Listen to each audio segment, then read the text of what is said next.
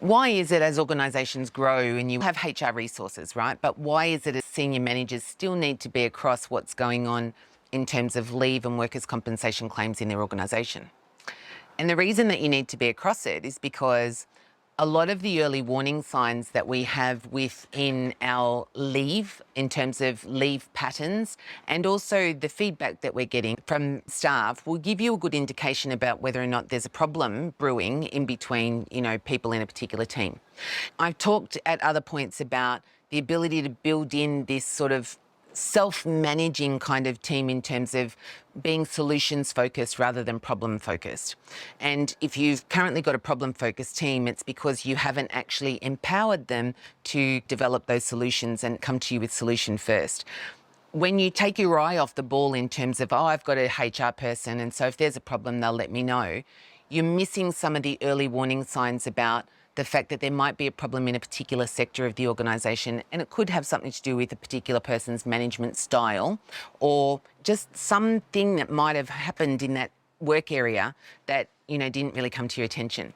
There are some real simple traffic light things that we can have a look at that will prevent psychological injuries from developing. A couple of things have to do with how we debrief with our people. I always say to all senior managers, you know what? I don't care how big your organisation is, try and set up a way where you can have an informal chat get together with, people from varying levels within the organisation and mix it up so that you're getting a different perspective at different points in time. And make sure that that's done in a way where it's, the cone of silence stuff.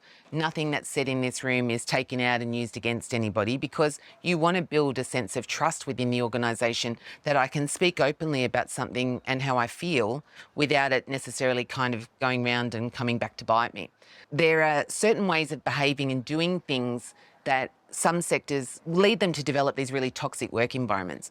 You don't want a toxic work environment. You don't want anybody who's going to come in and create one. So one of the ways to start looking at that, especially if you feel like you're not sure what's going on in a particular work area, that manager may not necessarily be giving you insight to what's happening underneath.